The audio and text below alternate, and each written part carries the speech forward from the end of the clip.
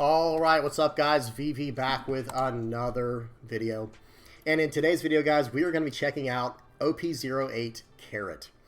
Guys, this leader got a lot of hype when it was first released, and really, like, once all the spoilers were done for OP08. I remember people talking about, or maybe not necessarily people talking about, but I remember seeing tier lists where this leader was like, you know, A tier to S tier. And I think it might be A tier, by the way. I do think it might be A tier, but I definitely don't see it in its current state as S tier. We'll have to see. And you guys tell me what y'all think in the comment section below. But guys, this is a leader where, you know, before I even get into the video, I just have to say up front, and I will dive more into this once we get into the video. But the biggest problem for Carrot is not that it's a bad leader. It's just it shares a color. It shares its only color with Jewelry Bonney. Jewelry Bonney is already an incredibly solid green leader, right? A 5-life, 5,000 power green leader that has a very similar effect baked into the leader. And on top of that, Minx seems like it's going to be pretty solid, but so does Supernova. Like, they keep giving Supernova all these incredible cards like Basil Hawkins, Cavendish, where it's like, okay, it becomes hard. It becomes hard to justify running Carrot over Bonney in the current state of things. But as more cards come out, things will change. Obviously, I'm not trying to, you know, rain on anybody's parade. But yeah. So guys, let me go ahead and talk about this. We're going to be talking about Carrot today. I've already gone over 4 other leaders from OP08. I will link those down in the comment section below if you want to know what I think about them. The only other leader I've not done other than Carrot now is Chopper, and we'll be knocking out Carrot today. So yeah, and I will be knocking out Chopper in the future, guys. I've got a schedule here. Soon I have to knock out Red Green Chopper. I need to talk about some things going around the community right now. You know, it pops up in my feed just like everybody else's. You know, as soon as I hop onto YouTube for the day, my algorithm hits me with this feed of like, should red purple law be banned? I will be talking about that, not in today's video. Okay, I'm going to tell you guys real quick though what I think. No, I don't think he should be banned. I said the same thing about Blue Black Sakazuki, because now look, now that we've gotten rid of Sakazuki, red purple law is the new issue. It's like, well, no, let's try to figure things out another way. Again, let me not go down that rabbit hole in today's video. I'm just going to tell you right now, no, I do not think it should be banned, and I will explain myself more in an upcoming video, probably tomorrow, right? either tomorrow or the next day, like sometime very soon, because it is like the hot topic to talk about right now. So yeah, I need to cover Chopper. I need to cover Red Purple Law, and I need to cover a tier list coming up very soon. I like to have a tier list for OP07, or, you know, for whatever the new list is for us in the West. And of course, I will talk about, you know, the leaders in the East as well, you know, at the end of that video. All right, let's do this, guys. Let me give you the quick layout for the video. That was very long-winded. I'm sorry, guys, that intro. But first, we're going to go over some deck lists from the East. Okay, we'll be talking about, there's 2 of them, 2 first-place lists we're going to look at from the East already with Carrot. Then we're going to check out some games on the sim. I got 5 games lined up for us on the sim. And then we're going to go from the sim over to the deck list I'm using. We'll critique it a little bit. We'll talk about it. I'll give you guys my final thoughts on that there. And then we'll move over to the art critique at the end of the video. All right, so you know what you're getting into, guys. We got a lot to talk about. Spoiler warning, this is OP08, so let's just dive straight into this, guys. And that's one more thing I have to say before we get into it, is I know some people might be like, I don't want to see these OP08 videos. It's like, well, guys, if you don't stay ahead of the market now and know what's to come, then, you know, you might get hit with a card that's way too expensive now, because that's just how the market works. Because we're a set behind in the East, that's why it's an issue, by the way. Because we're a set behind in the East, whatever pops off over there, we're going to have to play catch-up. We're going to have to buy whatever that is if we're interested in playing that deck, obviously.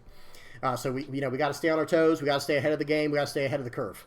So that's why I do this stuff, guys, and it's just fun to talk about. So, and as usual, if you guys have any comments, questions, suggestions, please put them in the comment section below. All right, that's enough. Man, I'm yapping crazy already today. 4 minutes into the video, we're just now getting started. That was probably my longest intro yet. Carrot. Let's talk about the leader, and then we'll run through this list. And like I said, guys, actually, before we even do that, see, like, this is OnePieceTopDecks.com, OP08 meta. Only 2 lists have showed up so far. But they seem pretty solid. This one is from a 3-on-3, but the other's from a flagship, and they're both first place. Okay, so this leader, what does she do? It's a 5,000 power, 5-life leader. Activate main once per turn. If you have a character with the Minx type in play, rest up to one of your opponent's cost 5 or lower characters. And obviously, you know, guys, my standard, you know, my standard video these days has been, it's more of like a deck tech. We're going to be doing a deep dive into how this leader works and how maybe we could take it to the next level and things like that. Just for those who are not aware, if I didn't make that clear enough in the intro. Okay, so this leader effect, she can tap down anything that costs 5 or less, but here's the one thing that's annoying to me. You have to have a Minx type character in play. Now, yes, I will go into all these in more detail in a second. Yes, there is a searcher that easily gets around that, but you don't always draw your searcher on turn 1, right? This is cards, right? I mean, it just doesn't always happen. Now, yes, there are other options, but now are you going to sacrifice a 2K just to tap a character down? Sometimes you might have to do that. It's just a little bit annoying, and I don't like this stipulation. And I think I mentioned this in the video where I talked about all the new leaders coming out. You know, there is a leader in the game right now that already does this without any stipulation in Corona, but it's a 4-cost or lower. However, it's a dual-colored leader that shares with black, so it can just very easily lower the cost of things. Now, I can't do 2 effects in one time like that to do this effect by itself, but hopefully you guys know what I'm saying. Anyway, my biggest issue with this leader, and I'm not saying it's a bad leader, my biggest issue with this leader is that it shares a color pool with Jory Bonney. It is the same leader, but Jory Bonney, I feel like, is a much, much stronger leader effect, because it just says, hey, whenever you try to attack me once, that's all you're going to get to do, and I'm going to tap down one of your other characters. Now, if they have other characters, of course, right? If they have multiple characters, then you have to pick and choose. But here's the thing. There's no cost restriction on Jory Bonney. She can even rest a leader. And that's the biggest problem. And it's Supernova, so it also gets access to these extremely powerful new cards in Cavendish and Basil Hawkins. And, of course, it'll run the Supernova Searcher engine with Bonney, so it has access to Eustace Kidd. It's just... That is Carrot's biggest problem, is it does not have the support that Jory Bonney has currently.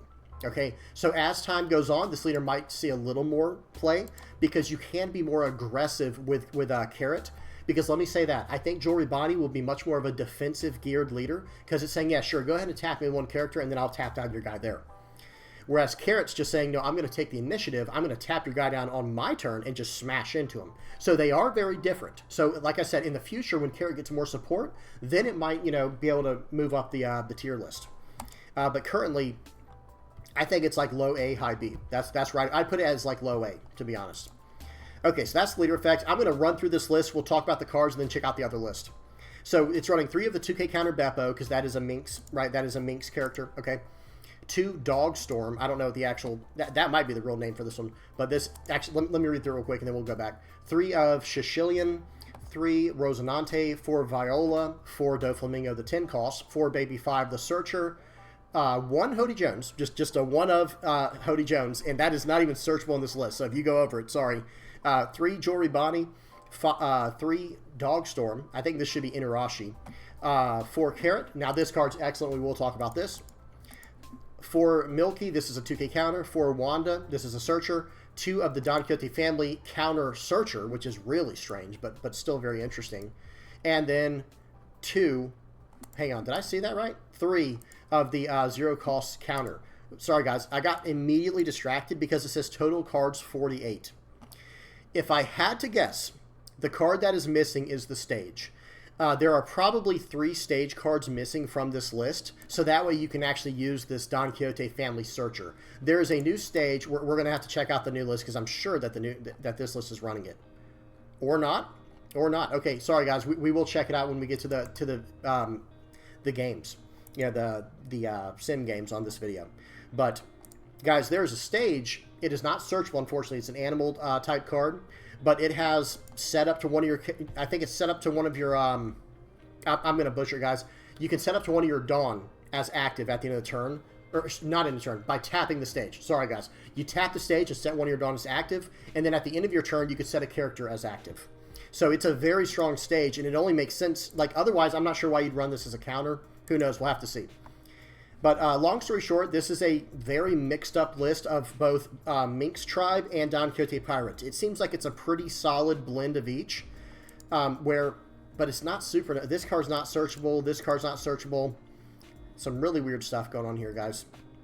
One thing I don't like, I'm just going to say this right now, I'm not a huge fan of running the dual searchers. I understand some lists can run it. For example, like Red Green Law, back in OP02, and OP01, I believe, was running the dual searchers, and it was just fine. It might have been OP02. I can't remember, guys. Y'all help me out.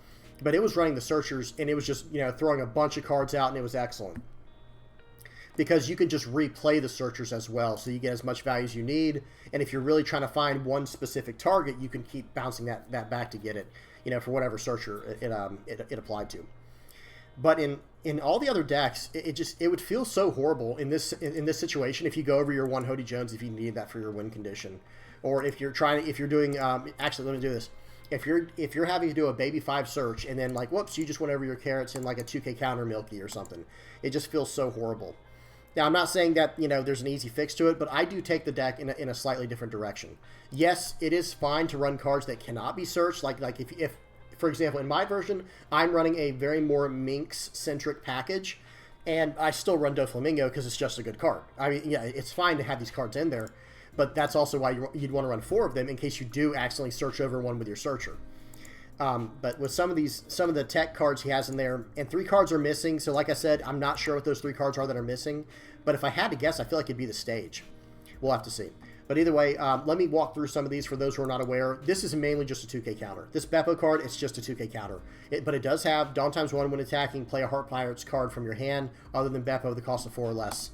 Looking at this list, I don't even think he has a single card he can play from this list. So literally just a searchable 2K counter for Minx type. Dogstorm here, this is a 3 cost, 4,000 power, 1K counter. If all your Dawn cards are rested, this character cannot leave the field due to your opponent's effects. I am not a fan of that at all, because if your Dawn is attached, that is not rested. It says if all your, unless this is a bad translation, guys, because I can't remember what this card does off the top of my head, unless this is a bad translation, it says if all your Dawn cards are rested, this character cannot leave the field due to your opponent's effects. So sure, like on a turn with Doflamingo, you could drop that down and that card's not going to be removed from effects. Talking about Dogstorm, I mean. But otherwise, like if you go to attach 1 Dawn to get a better swing at something, then this card just can't even turn on its effect. I just don't like that. Now, Shishilian, this is a card from all the way back in OP02. It's a 2 cost, 3,000 power, 1K counter card. And it has on play, pay 2. Okay, so it's really a 4 cost card if you're trying to do this. It's pay 2, on play, set up to one of your Minx type characters with a cost of 5 or less is active. So that is a strong effect, and otherwise you can play it out as a 2 cost, 3K. I do kind of like this card, I'm not going to lie. I do kind of like this card. What else? But the thing is, like, what are you going to set as active? And there are quite a few. It's Minx only, so that could be Inarashi here, or it could be Carrot. Those are going to be your 2 primary targets, but of course you could choose any of the others as well. So this is not bad, but it really should be seen as like a 4 cost 3K, or just a 2 cost on curve, which is nice. I didn't run this in my list today. I don't believe I ran this, but this is pretty solid. I might try this again. I might try this in the future. Rosinante, we know what this card does by now. Which is very good with Jory Bonney, Inarashi, and Carrot. So you're going to be able to cheat those cards out with this guy and protect them from KO effects. Just very solid, tempo. This is a good choice here. For Viola, 2K counter here, searchable by Don Quixote Pirates. For Doflamingo, for the Baby 5, the 1 Hody Jones. Everything else is pretty straightforward. Let me tell you what this guy does for those who aren't aware.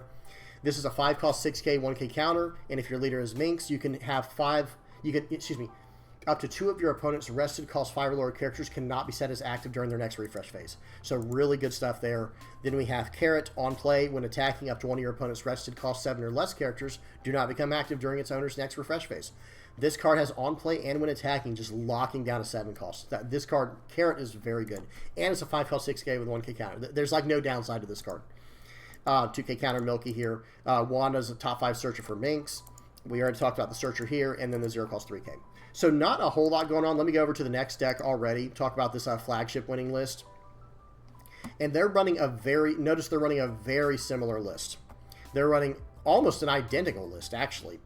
And this one does have 51 cards. So I wonder, let me see something. Maybe 3 Hody Jones are missing from the other list, because that's all that I see that's different. This one's running 2 Beppos. All right, and instead of running the 4 Viola, this one, the 2K counter searchable by Don Quixote Pirates, it's running 4 the Baby 5, and then it's just running 4 the Hody Jones. So is this like the same guy, I wonder? No, it has 2 different authors, so I don't think it's the same guy, but I could be wrong. But yeah, this list is identical. Oh, wait a minute. This one is running the event. That's another card. Like maybe that's the card that's missing from this list. Maybe it's not running the 3 events that it should be running, which is called what was it actually? I don't actually know what it's called. It's called Electrical Luna. Check out this card, guys. 3 cost. The triggers rest up one of your opponent's characters, which is just that's literally just a super or what's it called? Punk Hazard or Punk Gibson. trigger effect. And then main, all opponents' rested characters with cost of 7 or less will not become active during the opponent's next refresh phase. So you're locking down all of their 7 cost and lower characters. This is so solid, guys. This event is so strong.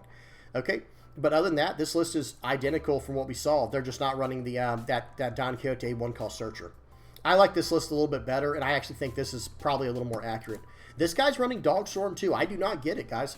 Unless I'm misunderstanding the translation of the rulings on this card, if you attach 1 Dawn to your character, then all your Dawn cards cannot be rested, right? It says if all your Dawn cards are rested, this character cannot leave the field due to your opponent's effects. Well, if you have an attached Dawn card, then it's not rested, right? So I don't know, guys. This one's kind of strange to me.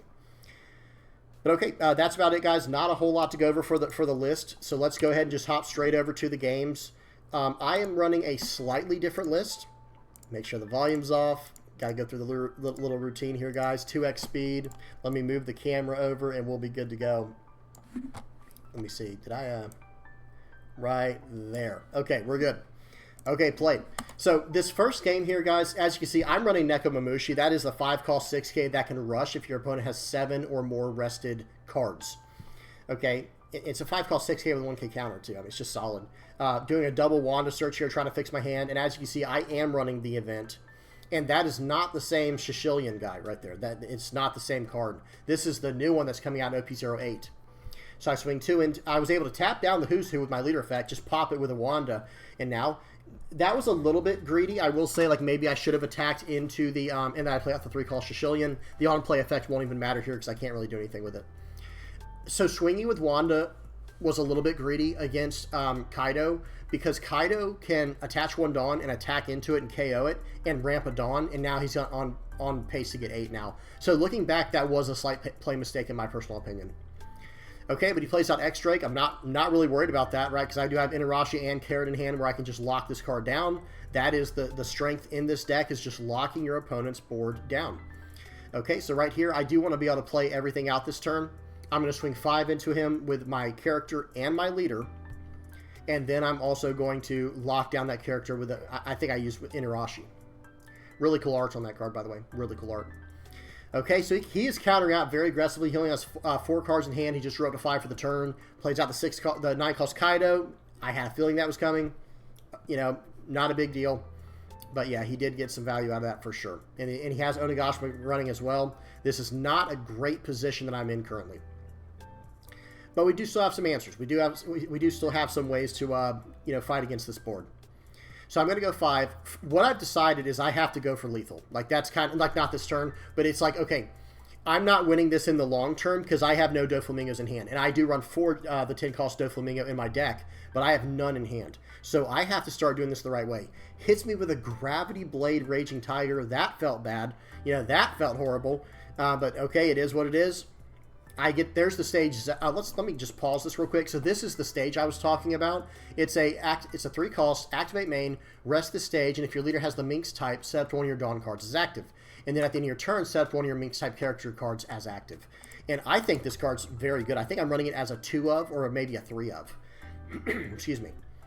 Okay. Play that out. I get a free Dawn card this turn. So right here, I have to do the math correctly. I go 7 and 7 here because I'm going to play out the Inarashi. This is a 5-cost, 6,000 power character with Rush if your opponent has 7 or more tapped cards.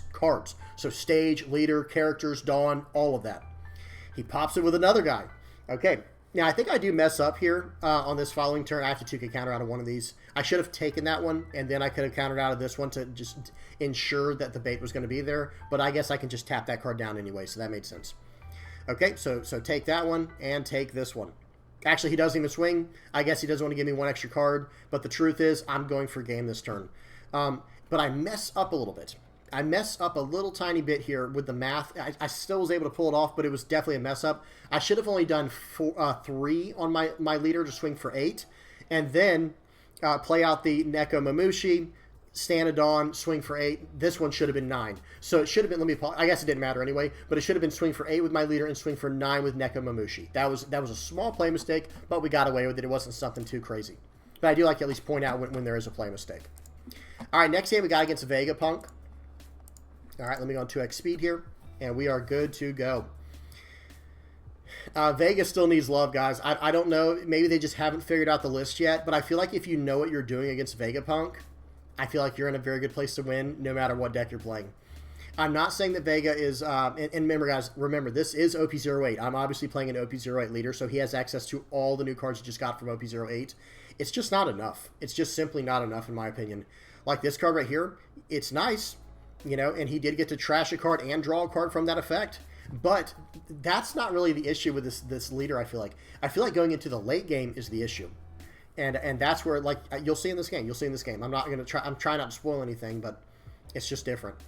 Okay, so right here he's got 2 Dawn active. I don't know what the story is there. I mean, he could be sitting on a defensive event. I'm not sure. So just to be safe, I think I do load up for 9 here and just go at the or do I play out a character? I'm taking a lot longer than I normally do because I really don't want to mess this up. So I swing 9. He has no card he could bring back with that on KO effect, so we're not worried about it. Your turn. I also couldn't tap down the Nami because I don't have a Minx type character on the board because he popped it with the with his Nami. Okay, so let's see what he does here. I'm fine with him swinging, by the way, because I'm just going to start locking cards down. And that's one thing that Vegapunk doesn't really do good at. Like, okay, swinging for 8 there. I was probably taking that hit no matter what, so I appreciate him using his whole turn like that. So now it's like, okay, let's look at Wanda. We'll go ahead and grab, I grab a 2K counter because I have no 2K count. I only have 2 2K counters in hand now. I'm going to swing 5 into Nami to get a card out of life. And I don't know what he just did there. He let it go for some reason. I think he clicked the wrong target to put the 2K counter on. Because that should have saved his Nami, but he messed up. But I'm going to be honest, guys, it just simply wouldn't have mattered because I was going to lock it down with Carrot, and that card was never coming untapped. But I will say, now that that card is gone, I can play this a little bit differently. Because look at that, I swung 6 into that after tapping it. So now if I just swung with Carrot this turn, it would have just kept the Nami locked down longer and longer. So, okay, he had nothing he could bring back with the Pythagoras. So here we go, swinging 6 at life. He gets some type of trigger there. I don't know what it does. Okay. Oh, it plays out a card from the trash. Very, very nice. Okay, seems good. That seems really good. So right here, we're going to have to play something out, something to kind of contest the board a little bit. I can't decide because I also don't want to swing with, excuse me, I don't want to swing with Wanda here because I don't want to give him that Nico Robin. That is a draw 2 trigger. Like, just straight up draw 2 cards. Okay, now that Yamato is nice. He's able to pop the Bonney there. Of course, I'm going to counter out of the other one. And now I'm on 10 Dawn, but there's no real big reason to run the 10 cost guy just yet, the 10 cost Doflamingo. So we're not going to do that just yet.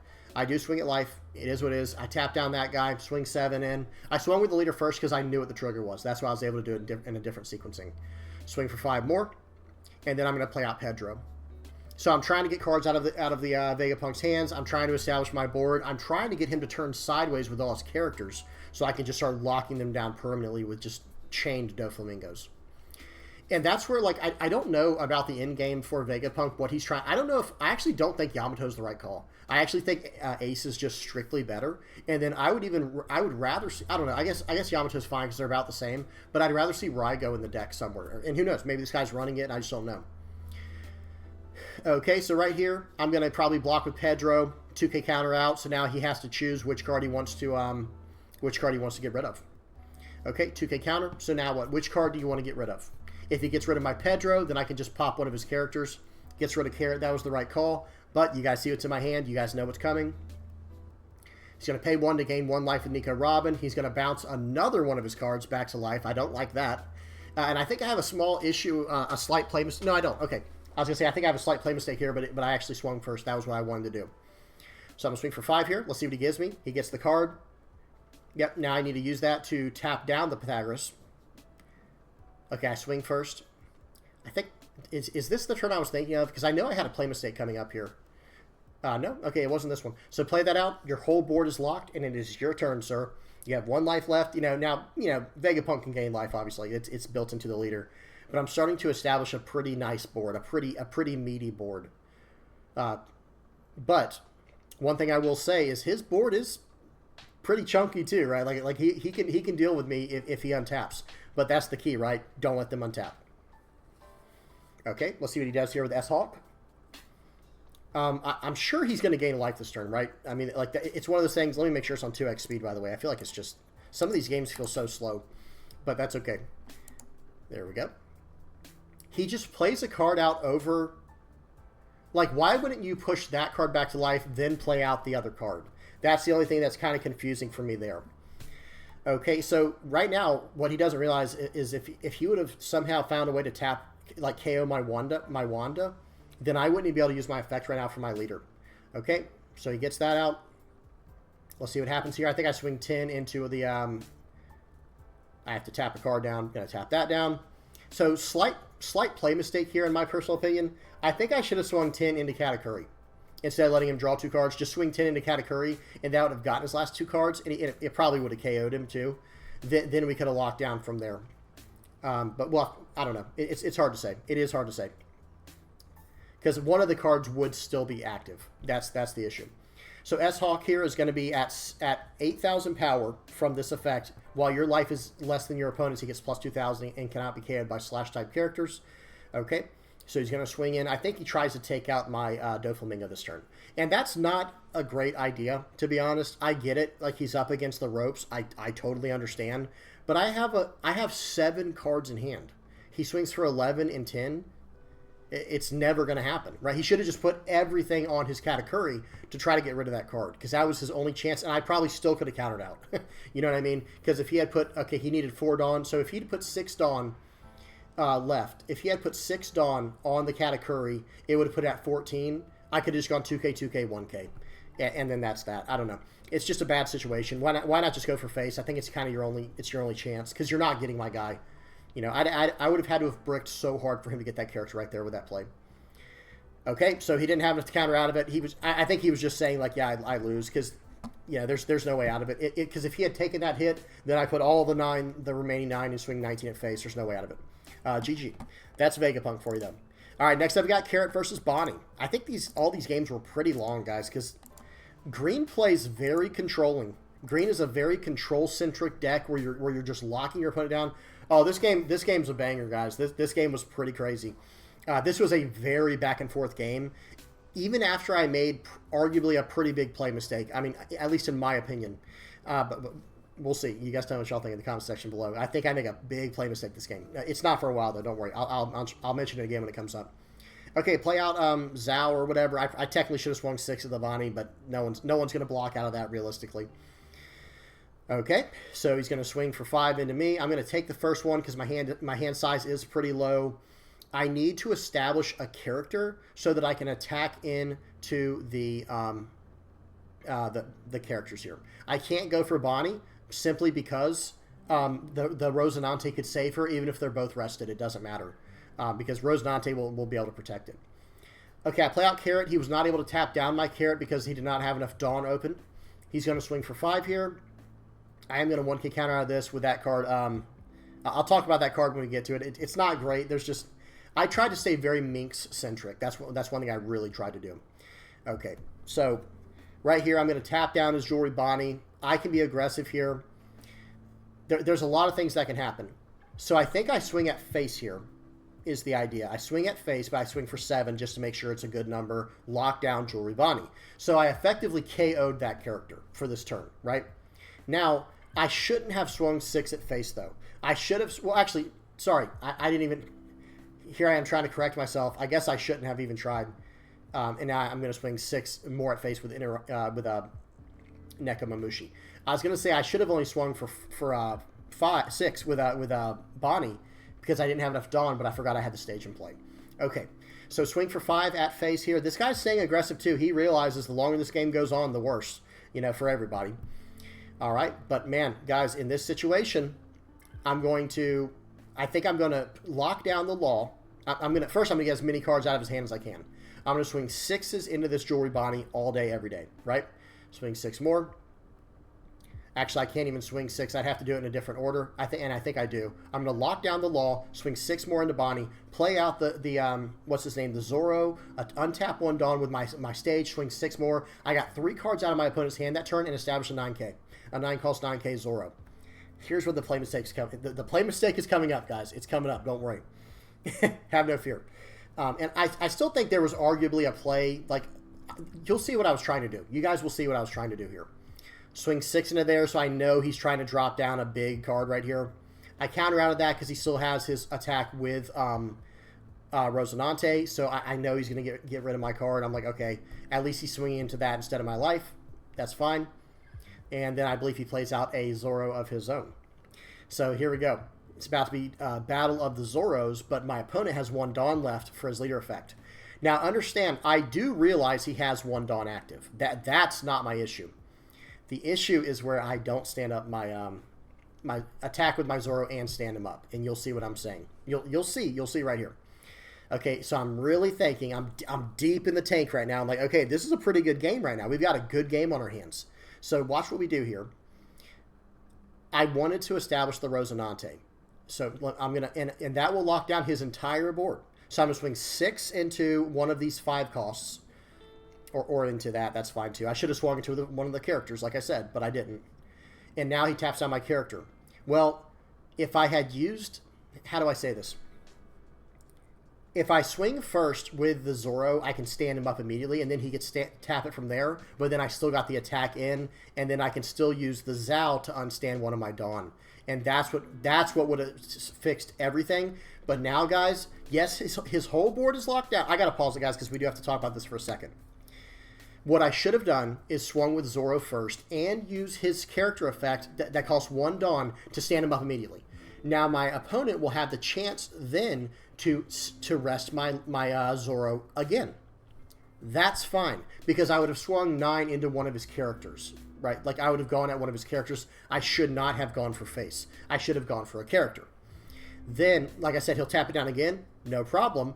I can stand him up again if I need to with his other effect and just not play the Doflamingo this turn, because then I can start gobbling up his board. That was a big play mistake in my opinion. You guys tell me what y'all think in the comment section below. Okay, so right here, now he is going to get a turn to just annihilate my Zoro, right? This is his chance to just start cracking into my Zoro with his. And that was why it was such a big mistake in my personal opinion. Okay, let's see what he does. He's going to go 9 into Zoro, stand it up. I'm at least going to make him spend more Dawn to take this out this turn, because now he cannot hide behind a Eustace Kid. Because if I let it go right there, he could have sat behind a Eustace Kid and not had to worry about it. Now I'm going to let it go. He only has 7 Dawn remaining. Plays out Basil Hawkins, has 1 Dawn active, seems good, right? For him. Not for me. Seems really good for him. So I have to play this turn perfectly. Now, I am able to get an Inarashi here, right? That's going to lock down 2 of my opponent's 5 cost or lower characters. Okay, starting to see some light at the end of the tunnel. I'm going to swing 11 into Zoro. Let's see what he does. Okay, taps down my carrot as we expected. Then he saves it. Now, right here, I really wanted to play Inarashi. But I have to get rid of Zoro. There is pretty much no other option here. Zoro has to go. And that's why I keep like going back, going forward. It's like, no, if he saves this card right here, he wins. It is what it is. He gets to fully stand all of his characters here, and this is a scary turn for me. Now, I do have 3 life. I do have a 2k and a 1k in hand. He swings for 5. Okay, I am going to counter out of the one that I know I can counter out of, and this one in case he has Hody Jones. Now I know I'm safe. If you want to invest on into taking out my my Doflamingo, that's fine. He establishes a Doflamingo of his own. Like I said, guys, this was a banger of a game. Yes, I did make a play mistake that would have made my life a lot easier if I had not done it, but we're still fine here. Okay, so right here is an interesting turn. He has no Dawn to rest one of my guys when I attack, but I do have all my other relevant characters tapped. So I can swing 6 into one of his guys here and lock down the rest with my Doflamingo. I do it in the wrong order. I definitely should have done... Oh, okay, I see what I was trying to do. I wanted to swing for 7, and I'm locking his board down. I am going for the throat now, guys. Like, we're going straight up for the throat. And here's what's going to happen. If he has Hody Jones, he wins. It's just that simple. I just don't have enough counter power in hand. He doesn't know that, by the way. I only have a 1k counter in hand. So if he has Hody Jones right here, I just lose the game. But he is going to go for my board. So you better believe I was feeling, I let off a sigh of relief when I saw that. I was like, yep, you can have that. Let that go. Just let that go instantly. Snap take. My turn. That was his whole turn. He will get to lock down one of my guys, but here's the thing. Now it gets really interesting, because look what I can do, guys. I'll swing 6 into one of your 5-cost guys and lock down the other 5-cost guy. Now let's see what he does. Okay? Because you see what I'm trying to do, right, guys? Okay, now I can lock down the other 3 targets with my other Doflamingo. Feels nice. Okay, Unrested Dawn, swing 6, into face, your turn. Whew, man, that was a... Now I'm starting to feel like I've won the game, because if he had Hody Jones last turn, he would have used it, and now it just doesn't matter. Okay, yeah, that card. So now I have to win this turn. There's no other option. He does have his leader effect to use here, and I'm like, wait, what is he going to do? It doesn't matter. I'm going to lock that card down and swing for 9. He's going to take it, because I can only swing with 1 Doflamingo this turn. That was my logic. Now swing for 11, now swing for 11 again. Doesn't have it. GG. Guys, that was a game right there. That one felt really good. Okay, let's keep going. Next up is Boa Hancock. We got another game here with Boa. Put on 2x speed. And, yeah. The list felt strong, but I do feel like it struggles a little bit into certain decks. Like anything that's like very heavily black, like heavy removal. Anything that's heavy removal where it can actually deal with any card on the board, that's where it gets kind of scary. And that's where I think like Lucci probably just like... Lucci is probably a very tough matchup for this deck. I could be wrong. I don't know. I didn't get a ton of playtesting in it. There's just not a lot of Luccis out there that I've seen on the ladder, but still. Okay, I'm going to swing 5 into Gecko, and then I'm going to swing, I believe I swing 5 more into Gecko, locking it down with my, whatever this card's called. So, real quick, I should have actually, in my opinion, I actually should have just swung 5 more into the Gecko with my Wanda. Because it's like, go ahead, swing into my cards if you want to. I don't really care, because I'm going to lock your card down either way, or I'm going to get rid of it. He swings for 7 at life. Guys, this guy's like, dude, I'm going to race you. That's his logic. I'm just going to swing at your life, and I'm just going to race you. So right here, I got off my game plan, and I'm not a huge fan. I wish I had just gone all 5s at these characters. Just 5s, 5s, 5s. Get cards out of his hand. Don't give him any more cards from life in this situation. But I'm still learning how to play this character out, guys. I'm still figuring some things out. So 5, 6. He's going to bottom deck a 4 or less with that Red Rock trigger. Seems good. And now he's going to swing 6 at me. I'm going to 2K counter out, and then he's going to Red Rock my board. Feels awful. Feels absolutely terrible. So I do a top 5 search there, and I'm like, oh my goodness, you know, like the Inarashi is really good, but I just lost 3 2K counters. That was all that was going through my head.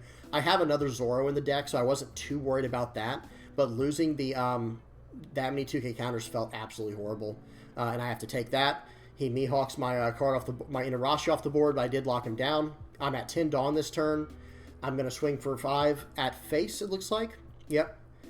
Getting cards out of hand, and I'm going to play out another Inarashi. And then I think I go in with one of these guys as well. So I'm really trying to put my opponent on a clock or get cards out of hand. I need to wrap this game up. I know that seemed like a weird decision. Why not play out the carrot? I'm trying to play around not Red Rock. What's it called? That card right there, Gravity Blade, Raging Tiger. I'm trying to play around that card. That's why I didn't establish carrot. So right here, I feel like I should have swung 5 into the Gecko more. See, that's why I wish I'd taken one of these characters off the board, or both. Because look at this. He's just ripping every card off my board. I'm like, dab gum, dude. Like, this guy's really doing it. So swing 5 here. I should have swung 5. Watch. Well, I guess he could have countered out either way. But lock down your entire board, and now it's your turn. I have 1 life left, but I do have Hody Jones. He, I don't know what he did there. He did something with, oh, he got rid of my little character.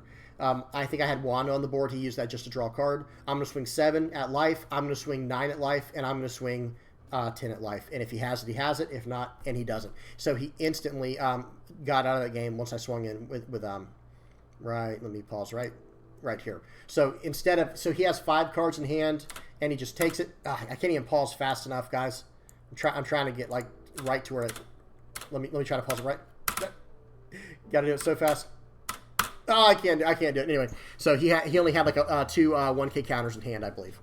All right, last game. Let's go against Gecko, Moria. This is the last one here. The list is running very well. I did not try the version we saw from the East, but the deck itself is running very well. I really enjoyed playing it. I have to say that.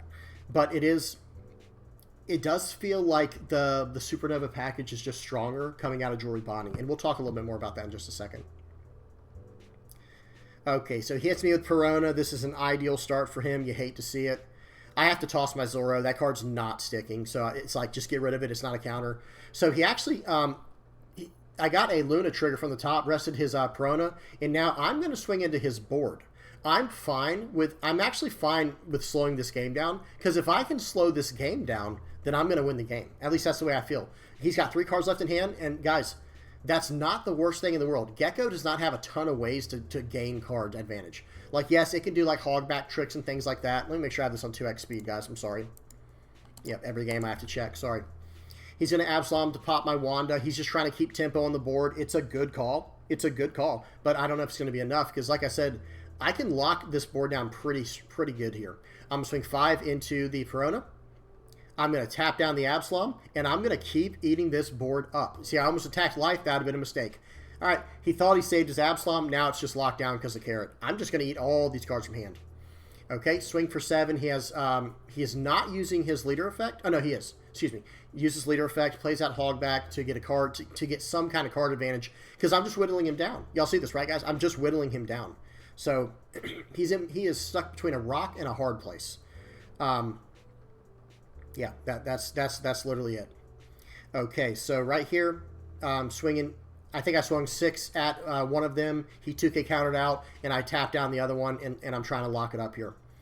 So right here, I'm trying to do a little bit of math. I'm going to swing. Again, I think I should just keep going into the board. I don't care that he has 5 life. Who cares, right? That card's gone, but he can play it out next turn to generate some advantage that way. That other card was locked down. I did waste a Dawn. I probably should have swung 7 and 7, to be completely honest. I do feel like that was a slight play mistake. Not that it matters. My Carrot is going bye-bye this turn because of it. Okay, he's going to swing 6 into 5. I need to stay on top of my life here. So in this situation, I just want to get rid of whatever he has on the board. Like, yeah, the Doflamingo seems good here, but at the same time, I do need to put some cards on the board. So I play out Neko Mamushi, play out another Neko Mamushi, tap down the Absalom, smash into Absalom, just take out everything. I'm just going to take out every card he has. That's my game plan. He has 1 card in hand. He is in top deck mode. Now, yes, he can always bring back a Hogback with Hogback's effect. I understand that, but this is my only chance, right? Because I can tap down a Hogback every turn and smash into it. Every single turn I can do that. And now when he turns this Gecko Moria sideways this turn, I'm going to lock his whole board down. And he probably doesn't realize that. You know, plays out another stinking Hogback with the leader effect. It's the only thing keeping him in the game this game. That's okay. He's going to swing 11 into my Neko Mamushi. I can't save that. Right here. Tap down one of the Hogbacks. And I'm actually, you know, I guess I could have used... Oh, no, I think my Pedro was tapped. Sorry, guys. I was going to say, why did I use Pedro? And that's why, because he's tapped. So now I can finally start going face. I have him down to 3 life. Yes, he is starting to draw cards. But look at this. Sabo is not very good against Carrot. I have to say, I have to admit, Sabo is not great against Carrot. Now, right here, he's going to pop that. I can't do anything with the effect. I do top deck a very strong card, but there are quite a few cards I can top deck at this point. Like, let's consider. I run 4 of these Inarashis that keep 2 cards tapped, and I run 4 Carrots, and I run 4 Doflamingos. So there are 12 cards that I can top deck at any point right now that can help save me in this situation. 11 into 9, he cannot protect this. I'm going to swing 7 into 5, I believe. Or no, excuse me. Do I go 8? I think I go 8 into 5. Yeah, so then I can still lock down the others. 8 into 6, excuse me. Lock down those 2 guys. Your turn, sir. And again, now we're at a point in the game where I've got you. Like, I have him under arrest, right? Like, this guy's just under, like, full-on house arrest right now. Like, you're not getting to use your cards. You get another Neko Mamushi. That's another card I can top deck right now. And guess what, man? That's, you know, this board right here is not safe. It's just not safe. 7 into 5, 10 into 6. 5 into 5, or 7 into 5. And now the rest into face, and now I've got him on lethal, right? So he could take out whatever card he wants to this turn from me, and I have him on lethal. Okay, now right here, I think this is the final turn, if I'm not mistaken. He makes not a play mistake, but he makes a greedy play. I don't think it was a play mistake at all. I think he just makes kind of a greedy play. Okay, so he plays out Absalom with Helmeppo to pop my Inarashi, or excuse me, Neko Mamushi. It wouldn't matter. They're the same card as far as the stats go right now. 7 into a 6. Yep, I'm going to 2K counter out of that. He said something to me in the chat at this point. The guy said something like, you know, 2K counter's crazy right there. And I was like, I feel you, bro. You know, I know. But I have had that card for a while. I had that one, that Milky for like 2 or 3 turns. 11, 12, or 11 and 11. You got it or you don't. He almost had it. GG. Good game. That was a game. these games with Carrot were actually just so good. Like, the leader just felt so solid. Okay, so let's run through the list real quick. So this is what I was running. I was running 10 2K counters. I'm running 2 Beppo, just Minx searchable stuff, 4 Carrot, and 4 of the Milky card. I'm running 4 Wanda. I run 2 Hoodie Jones, two of all the tech cards pretty much, other than I just wanted to have around 10 2K counters. But everything else is like 2 Zos, 2 of the Luna card, the Luna event, 2 of the Zoro, and 2 of the Hoodie Jones. Everything else I felt like was just fine as is. The only change that I would make probably right away is I would change this for the other Inirashi. Let me let the green cards load real quick, guys. Sorry, I forgot to load those in before I started recording.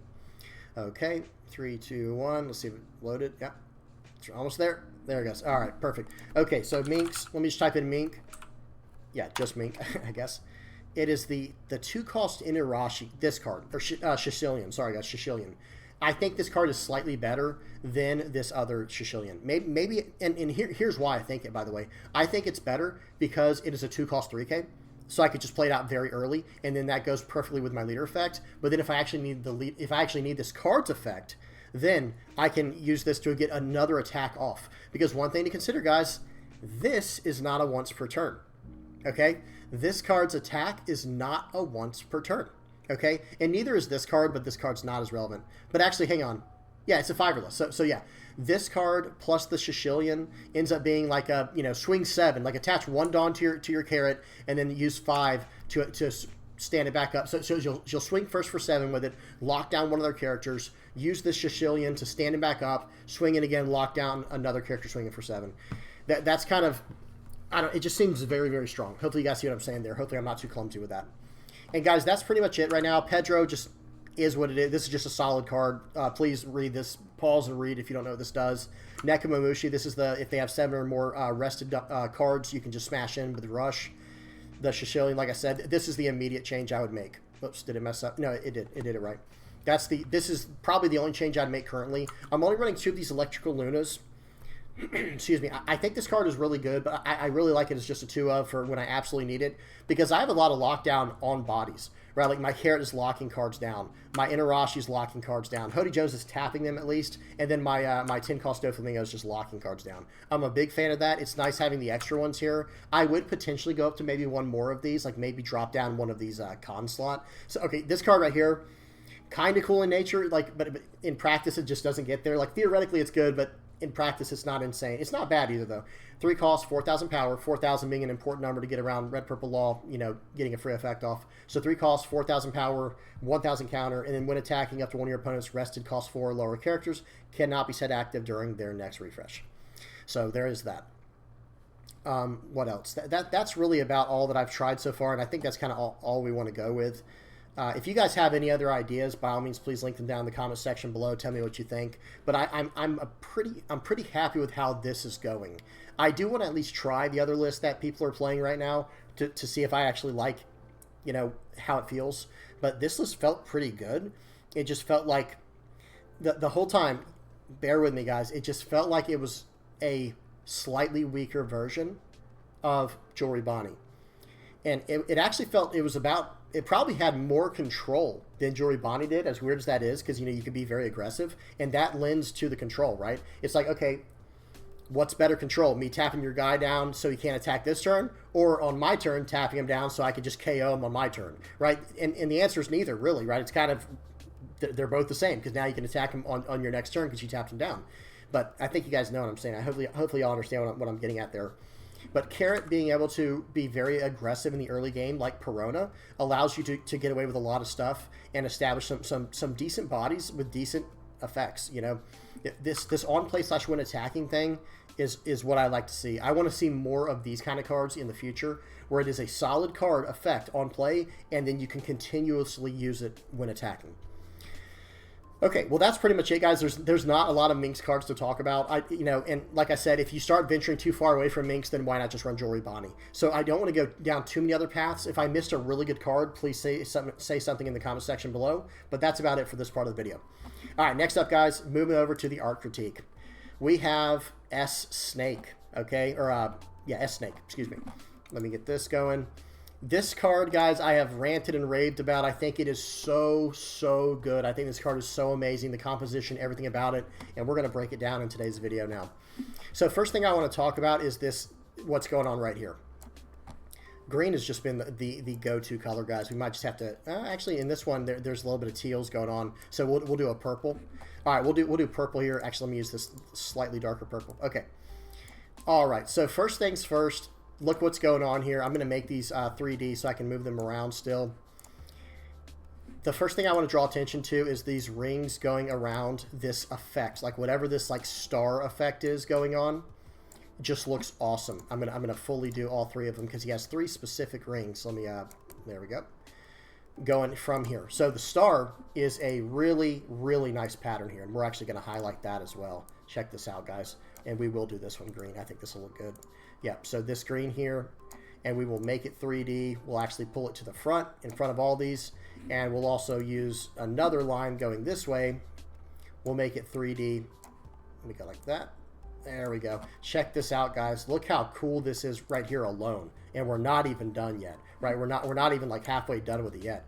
Let me, oops, I didn't mean to do that. Let me do, there's 2 other things I want to look at as well.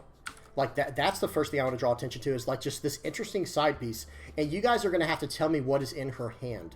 What is that, like a effect similar to like Kizaru where he has like this light effect? Or is that something I don't know about that's more central to the manga, like that, you know, you wouldn't know unless you saw the manga. Okay, the next thing I want to talk about is this beautiful little triangle we have here, guys, with wings accenting it. Like, this is just nice, guys. Because notice the wings are actually like triangles within the triangle, right? Like, they're actually like these side triangles as well. And this one's hidden behind her hair. You got the beautiful blonde hair as opposed to... And someone informed me, a lot of people informed me, that apparently this is like a clone of Boa Hancock. So right here, you know, she's got the blonde hair as opposed to the... you know, dark black hair, the jet black hair that Boa has. Got the snakes on the earrings here. The head is slightly cocked, okay, really cool stuff here as well, but it's a very round head, right, which is kind of fun. It's kind of fun. It's slightly rounded, but when you put the line in for the torso, look at this. Like, it's completely straight, but the head is just slightly cocked to our right and to her left, which looks really awesome. The eyes have stars in them. Like, let me zoom in. I don't know what the story is on these, on the eyes here. Again, you guys are going to have to really help me out in today's video. I don't know what's going on with some of this stuff, but it just looks so amazing. And then I try to at least always talk about the colors a little bit, and let me bring that up right now. This is using, I kind of touched on this with the Kikanojo, the Okiku, Kikanojo picture we did about 2 or 3 videos back. Where I talk about like tertiary colors, and that's actually more relevant than ever with some of these with the color palette. Like, let me put down the so it's red, right, and then we got yellow and blue, and then I'll actually draw better lines this time. Green is in between yellow and blue, purple is in between red and blue, and then orange is in between red and yellow, right? Well, then there's these colors in between orange and yellow. So check this out. Let me, where's my shape tool? Okay, so this color for the hair, and I'll make it 3D, don't worry. There we go. So now I can actually pull it through the picture, and I'll actually back the picture up too. Sorry guys, a lot of stuff going on right now, right? Oh, and I should have made it the actual color that it is. So this color, actually I could do it like this. Let me hit brush, and I'll use the droplet tool. This color right here is a really nice in-between of these 2 colors. Do y'all see this? How beautiful is that? Like, how incredible, going in between the orange and the yellow here, and with the teal. Look at this teal right here, guys. Hang on, now we got to snag that color. Where's my shape tool? So this little teal right here is kind of a in between color of the green and blue, right? Right. Let me get it right there. Make it 3D, and then we'll pull it out with the droplet tool. It's right there. Beautiful, absolutely gorgeous. It's like some kind of seafoam teal going on there, and that's where the tertiary colors are actually really interesting, as opposed to having just straight up solid colors, right? Primaries and secondary colors. The tertiary colors in between those are equally as interesting. You know what I mean? They're as equally interesting. And there's a wide range, by the way. I do want to mention that real quick. Like, notice this range. Like, the closer you get to yellow, the more yellow it gets. The closer you get to orange, the more orange it gets. But this yellow here, common sense, right, guys? This yellow here that we're looking at from the shade under her super white blonde hair, that like platinum blonde hair, it's probably a little closer to yellow than it is to orange. And you can see that through something like this. Let me click on that color we just had. Whoops. Droplet, snag it, and now let's look at it. So here you go. As I was saying, it's more closer to the lighter side of it than it is to like the orange side. So I should say it has more lights in it than it has like darks. It's probably a better way to say that, because you know we have this whole entire tool down here you can use to get whatever colors you want to. They stayed away from red. They stayed away from yellow in this one, and they just kind of went. Actually, let me. That'll be a perfect example. If I grab this color again and click on it, notice how down here on the actual color wheel itself. See, instead of being closer towards the red and orange side, it's kind of like it's closer to the yellow. I wish I could zoom in on this, but it's actually pretty decently right in between. Okay, well that's about it for this little part for the colors. The textures are nice. It has some. Can y'all see these lines here? That's probably the foiling of the card. These textures you see on the wings that go through the wings into the flames. That probably has to do with the texturing on the card itself, which is interesting because now we're breaking the 2D plane and we're getting into the 3D plane, right? Where these cards have certain textures and stuff on them to give them that like incredible foiling look. Awesome stuff, guys. These boots are interesting. Is there a story behind these, or is this just the style of that the egghead area? I don't really know. You guys tell me. But pretty cool stuff there. Pretty cool stuff. Love the circles, like I said. Love this whole entire setup because she is front and center here. She's perfectly like centered in the piece. Just has the head slightly to our right, to her left. You know, cocked over to the side here. Got that little smile to. Yeah, and then she's got this beam in her hand. Like, can y'all see my hand? Sorry, guys. She got like this little beam in her hand. It's like, oh, I'm about to destroy you. Just awesome. Just looks so incredible. Okay, well that's it, guys. I probably could have spent more time on this, but I'm just kind of rambling at this point. Hopefully, you guys see what all's going on. It just looks absolutely beautiful. I love everything about what's going on with this piece. It's probably my favorite piece, like like picture within One Piece currently. It's at least in my top 10 list. Absolutely incredible. All right, I'm done rambling. This old man here is done rambling. If you guys have any comments, questions, suggestions, please do not hesitate to put them down in the comment section below. Big shout out to everyone who supports my channel. If you're just viewing it, liking it, subscribing, commenting, sharing, that alone is helping me out. So big thanks to everybody who does that. Thank you guys for watching, and thank you to my patrons. Big shout out to all my patrons: Asian Baka, Michael Powell, Tropical Bobcat, Van Buren, Patrick DG, Dragon JT, Seen by Optimistic Prime Brian. Thank you guys so much. Y'all help me out so much with all the ways you do, and everybody does too. All right, I'm done. Please don't forget to like and subscribe if you've not already, guys. Hope you guys enjoyed, and yeah, till next time, guys. Peace.